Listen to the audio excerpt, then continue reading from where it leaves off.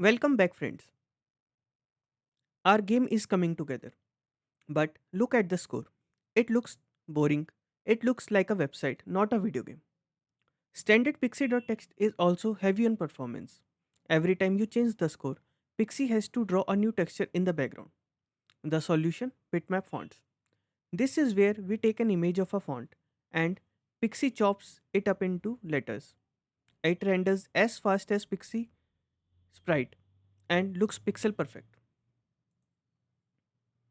To use this, we need two files, a PNG file that contains all the letters and an XML or FNT file that tells Pixi where letter A is, where letter B is, and etc.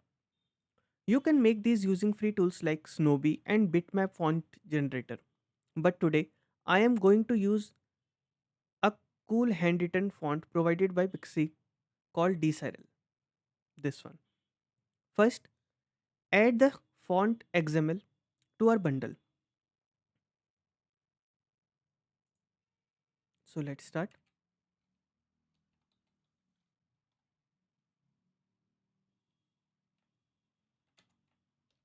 Now, here I'll give this path.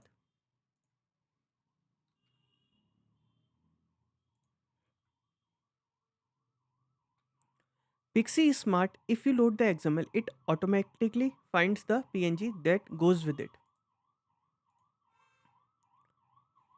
Now, let's go to our UI.js. We need to swap Pixi.text for Pixi.BitmapText.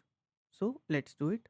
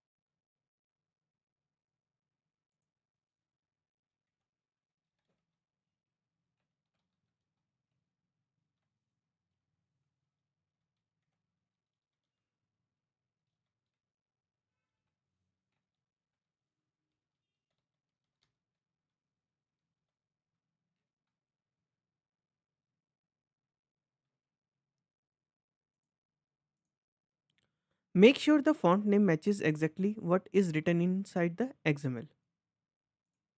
So, here we have caps D, capital D here. So, I have written like this only.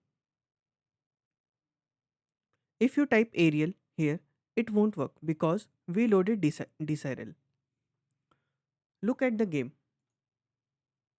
It's a stylized custom font. It scales perfectly, it updates instantly, and it uses almost zero memory compared to the standard text. So let's try changing something on. Okay, so let's add the bunny. So here what we are doing. So let's write something.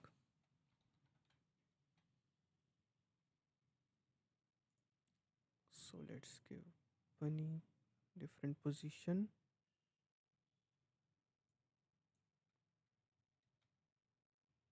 So now if I click, you can see it's changing. So to recap, standard text is easy but slow. Bitmap fonts use an image plus XML file or FNT file. Use bitmap text to display it. PIXI.BitmapText. Ensure your font name matches the XML data. In the next video, we are going to dive into spine animation. If you thought the sprite sheet animation was cool, wait until you see skeletal animation. See you there. Thank you. Happy coding.